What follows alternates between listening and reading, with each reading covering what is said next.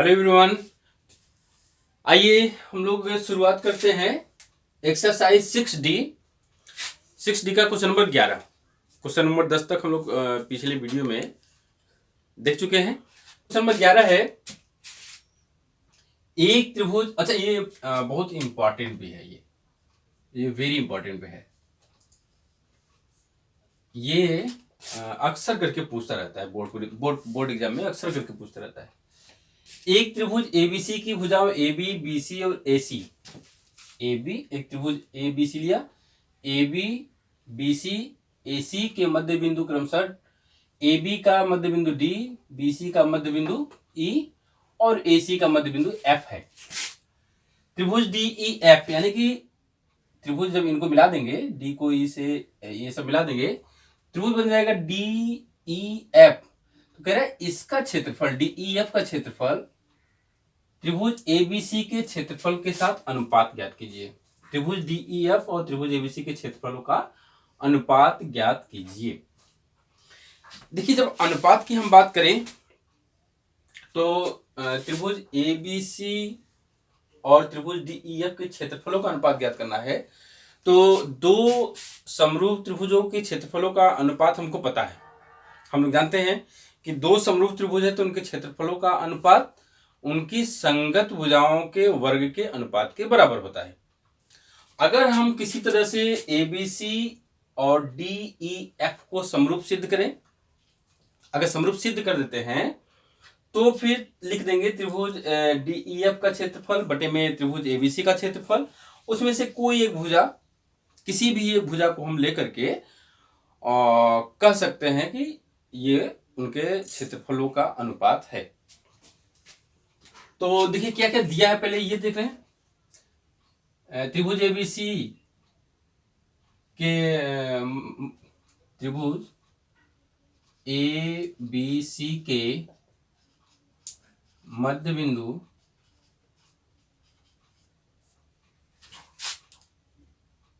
त्रिभुज ABC की भुजाओं होगा ना, की भुजाओं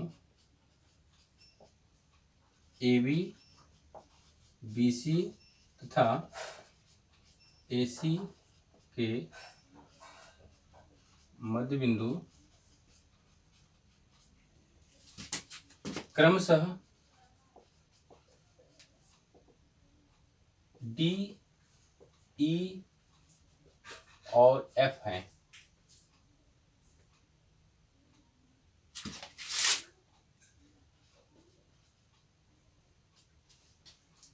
ठीक, हमको क्षेत्रफलों का अनुपात निकालना है।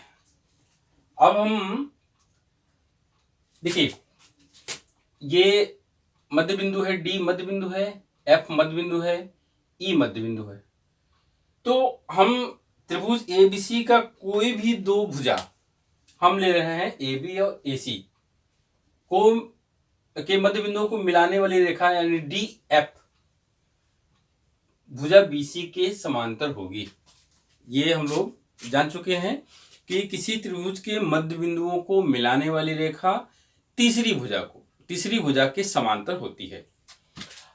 ये DF BC समांतर हैं, ये मध्य बिंदु है, तो इसका मतलब कि ये जो DF है BE के बराबर होगा। और इधर अगर देखा जाए तो त्रिभुज, ये चतुर्भुज, ये भी समांतर है, यानी कि ये DF EC के बराबर भी होगा। और वैसे भी हम कह सकते हैं क्योंकि ये मध्य बिंदु है तो BE और EC बराबर होगा। ठीक है, चलिए करते चलते हैं, उसी में बात होती रहेगी। त्रिभुज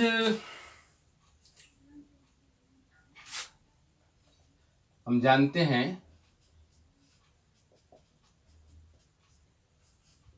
हैं कि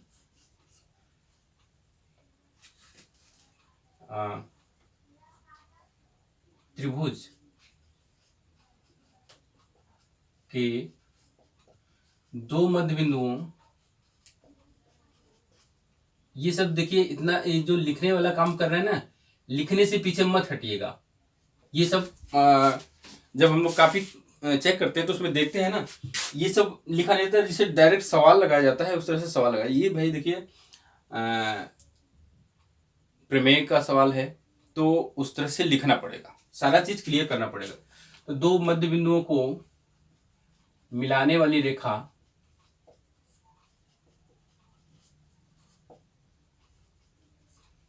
तीसरी भुजा के समांतर होती है।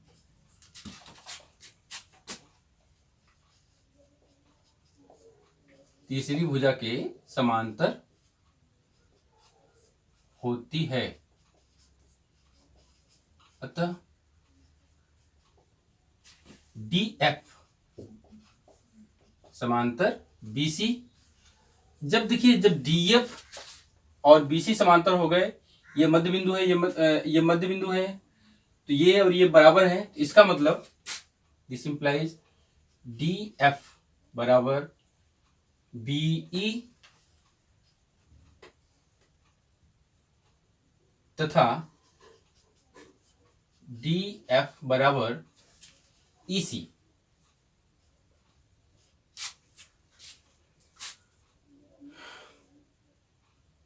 ये हो गया। अब जब ये चतुर्भुज, समांतर चतुर्भुज, समांतर चतुर्भुज DBEF में, DBEF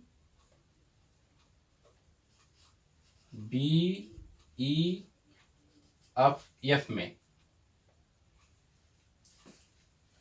इसमें अगर हम बात करें, समांतर चतुर्भुज के आमने सामने के कोण बराबर होते हैं।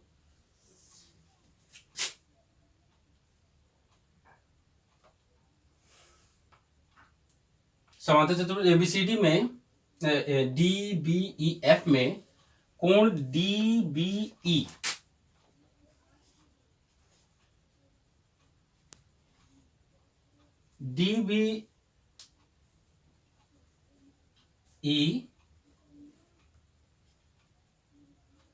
बराबर कोण DFE। अच्छा, ये जो हम DBE लिख रहे हैं, ये DBC भी तो होगा, अर्थात ऐसे कर देगा, कोण DBE बराबर कोण DFE।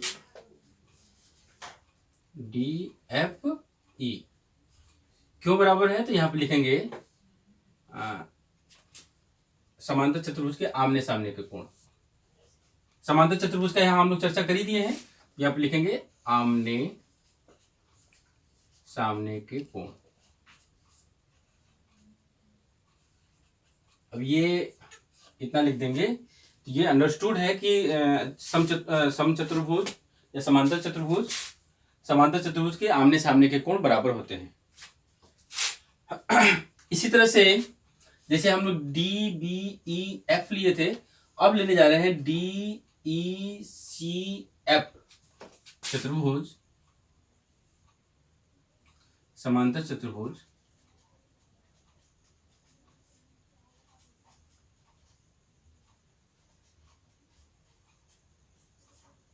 DECF में, इसमें भी वही बात होगी, ये कोण इस कोण के बराबर होगा। यानी कि अगर हम ऐसा करें FCE, कोण FCE। अच्छा, यहां पर एक चीज और लिखना था हमको, हम देखिए नहीं लिखे, वो जो हम लोग कह रहे थे, हम चर्चा किए ना, कोण DBE को हम DBC भी तो लिख सकते हैं। अरे ABC, इसको कोण AB, भाई ये इस कोण की बात है, तो चाहे DBE लिखिए या ABC लिखिए, कोण तो वही है। कोण ABC बराबर कोण क्या है? ये कोण DFE। ये समीकरण नंबर 1। अब इसमें कोण FCE बराबर कोण FDE।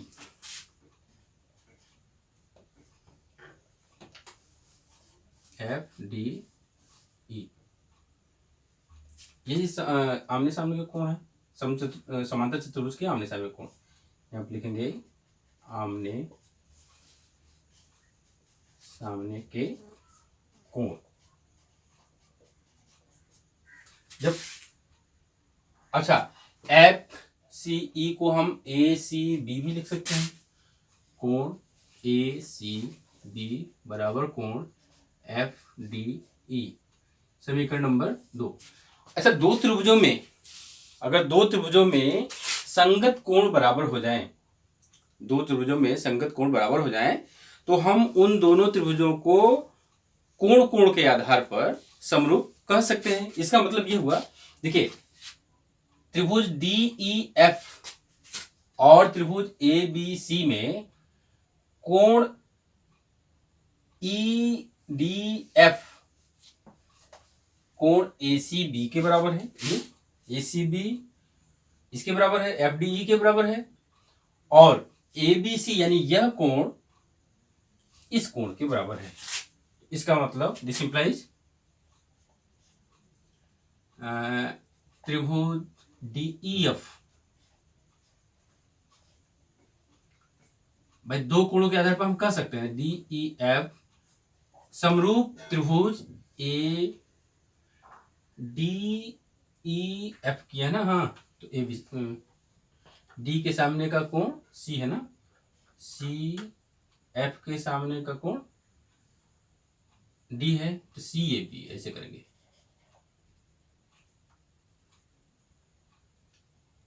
समरूप लिखते समय इन सब चीज का ध्यान रखा जाता है।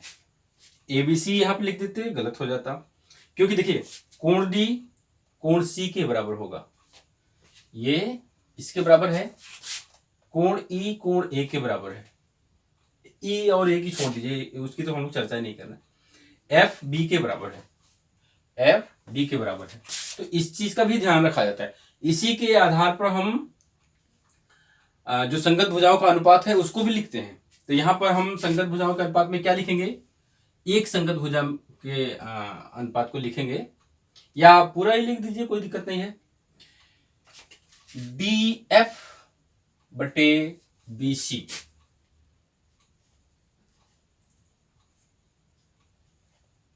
बटे बी सी बराबर डी ई बटे ए सी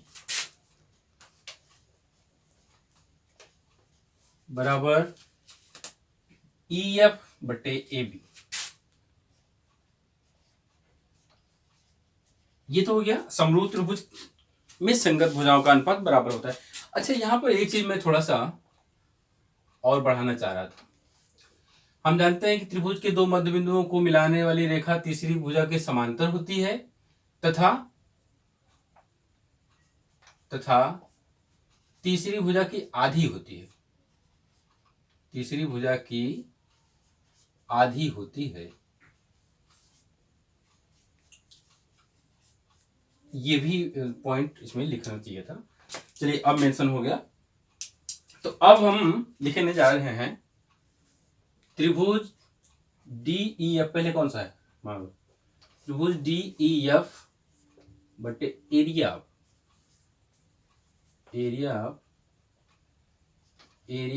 ट्रायंगल ए बी सी बराबर क्या हो जाएगा। देखिए डी ई एफ में कोई भुजा ले लें, हम डी एफ बटे बी सी ले ले रहे हैं, तो क्या होगा, हमको यहां पे लिखना होगा डी एफ का स्क्वायर बटे बी सी का स्क्वायर।